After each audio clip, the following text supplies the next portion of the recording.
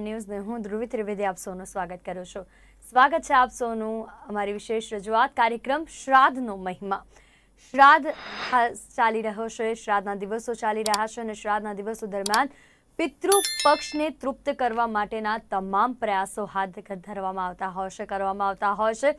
ખાસ શ્રાદ્ધ સાથે ઘણી જ બધી માન્યતાઓ જોડાયેલી છે અને ઘણી જ બધી વાતો કથાઓ પણ જોડાયેલી છે, ઘણા બધા મહત્વ પણ જોડાયેલા છે. તે અંગે આજે આપણે કાર્યક્રમ અંતર્ગત વાત કરવાના છે અને તે માટે આપણી સાથે કાર્યક્રમની અંદર જોડાઈ ચૂક્યા છે પ્રશાંત દાદા, કે જે જાણીતા જ્યોતિષાચાર્ય છે. પ્રશાંત દાદા, સ્વાગત છે આપનું કાર્યક્રમમાં.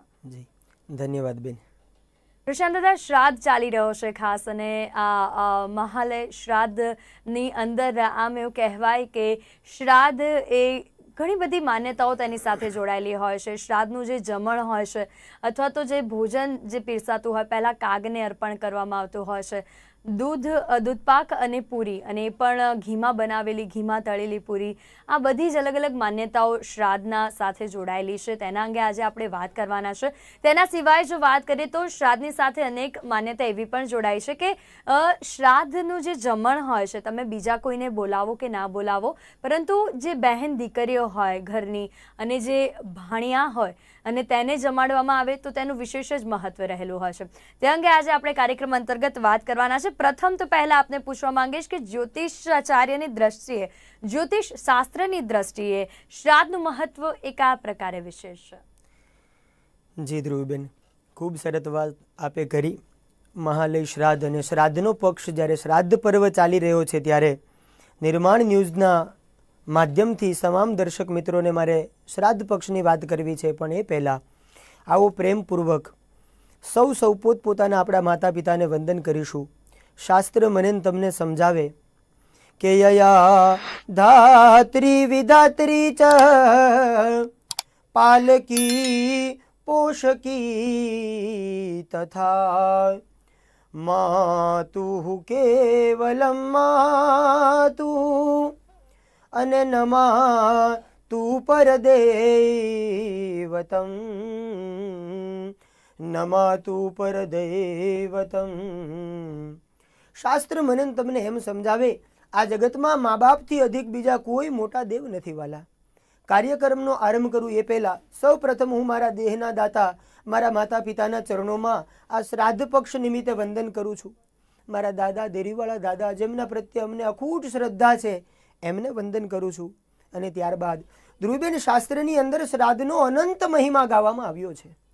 એમાં પણ જ્યોતિષની દ્રષ્ટિએ જ્યારે શ્રાદ્ધના મહિમાની વાત કરવી છે ત્યારે એટલું ચોક્કસથી કહેવાનું મન થાય, શ્રાદ્ધ માટે આપણા વેદોમાં, આપણા પુરાણોમાં, આપણા શાસ્ત્રોમાં અને જ્યોતિષના અનેક ધર્મગ્રંથોની અંદર ખૂબ સુંદર મહત્વ શ્રાદ્ધ વિશે બતાવવામાં આવ્યું છે. સૌ પ્રથમ આપણી સનાતન સંસ્કૃતિનો જે મૂળ પાયો છે ને ધ્રુવીબેન, આપણે ત્યાં મૂળ 4 વેદો છે જે સનાતન સંસ્કૃતિનો પાયો છે. સૌ પ્રથમ આપણે આ વાત ઉપર નજર કરીશું. ઋગ્વેદ, યજુર્વેદ, સામવેદ અને અથર્વવેદ, આ 4 વેદો એ આપણી સનાતન સંસ્કૃતિનો મૂળ પાયો છે. આ ચારેય વેદોના 6 અંગો છે જેની ખાસ દર્શક મિત્રોએ નોંધ લેવી વાલા. એમાં 6 અંગો કયા કયા છે? શાસ્ત્ર મને તમને સમજાવે. શિક્ષા, કલ્પ, નિરુક્ત, છંદ, વ્યાકરણમ અને જ્યોતિષ. આ જ્યોતિષ છે એ આપણા વેદોનું અંગ છે વાલા. જો જે વિષયમાં તમને ખબર પડતી હોય એ જ વિષય ઉપર આપે કંઈ પણ બોલવું જોઈએ વાલા. જે વિષયમાં ખબર ન પડતી હોય એ વિષયમાં આપણને બોલવાનો કોઈ જ અધિકાર નથી હોતો વાલા. ઘણા લોકો ગ્રહો વિશે એવું કહેતા હોય છે કે જેમને મંગળ નડતો હોય તો એવા લોકોએ કોઈ પૂજા વિધિ કરાવવાની જરૂર નથી, કેવલ આંખોમાં પાણી છાંટવું, આનાથી મંગળ દોષ શાંત થઈ જશે.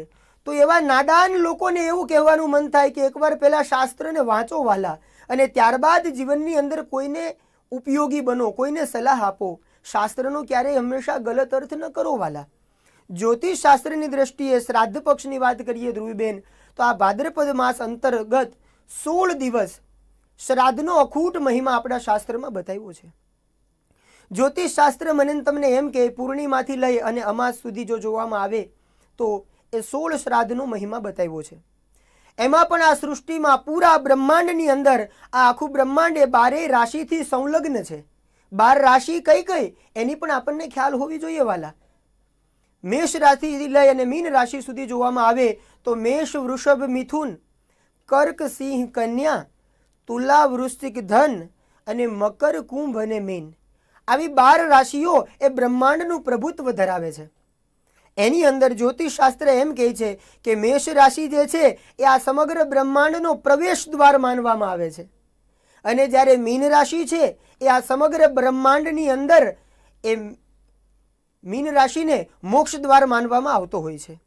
તો આ મેષ રાશિ એ બ્રહ્મલોક અને દેવલોક સાથે જોડાયેલી રાશિ છે, અને જે છઠ્ઠી રાશિ છે કન્યા રાશિ એ શ્રાદ્ધ પક્ષની વાત કરવી છે ત્યારે એ પિતૃલોક અને ચંદ્રલોક સાથે જોડાયેલી છે. ધ્રુવીબેન, આપણે ત્યાં જ્યોતિષ શાસ્ત્ર એમ કહે છે કે મુખ્ય 2 અયન છે, દક્ષિણાયન અને ઉત્તરાયણ. 6 માસ ઉત્તરાયણ ચાલે અને 6 માસ દક્ષિણાયન ચાલે.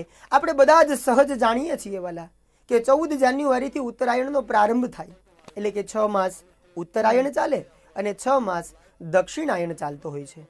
તો અહીંયા શાસ્ત્ર મને તમને એમ સમજાવે કે જ્યારે સૂર્ય કન્યા રાશિ તરફ આગળ વધતો હોય, તુલા રાશિ તરફ આગળ વધતો હોય, ત્યારે ભાદ્રપદની પૂર્ણિમા આવતી હોય એવું જણાતું હોય છે.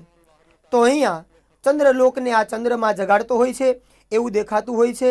અને આમ જો શ્રાદ્ધમાં આપણે નિર્માણ ન્યૂઝના માધ્યમથી 16 દિવસ અમારા વિદ્વાન બ્રાહ્મણો તમને શ્રાદ્ધનો મહિમા જણાવશે, પણ સંક્ષેપમાં કહું તો વડીલ કોઈ ડોશીમાં હોય, વડીલ દાદીમાં હોય, વૃદ્ધ માડી હોય, એનું શ્રાદ્ધ 9મીના દિવસે કરવું, આમ આપણું શાસ્ત્ર કહે છે.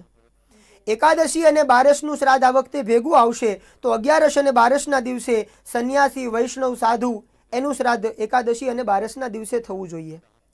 ત્યારબાદ ચતુર્દશીના દિવસે અકસ્માતમાં કોઈ દેવ થયું હોય, એક્સિડન્ટની અંદર કોઈ દેવ થયું હોય, અથવા આત્મહત્યા કે એવી કોઈ ઘટના ઘટી હોય તો એવા મૃતકોનું શ્રાદ્ધ એ ચતુર્દશી એટલે કે 14ના દિવસે થતું હોય. જેની તિથિ ખબર હોય એનું તો આપણે એ તિથિએ શ્રાદ્ધ કરીએ, પણ જેની તિથિ ખબર ન હોય ધ્રુવીબેન, એના માટે સર્વપિતરી અમાસ એટલે કે અમાવાસ્યાના દિવસે એનું શ્રાદ્ધ થતું હોય છે. અનેક શ્રાદ્ધનો મહિમા આપણા શાસ્ત્રમાં ધ્રુવીબેન બતાવવામાં આવ્યો છે. તો આવી રીતે જ્યોતિષ શાસ્ત્ર મને તમને શ્રાદ્ધનો મહિમા સમજાવે છે બેન. ચોક્કસ.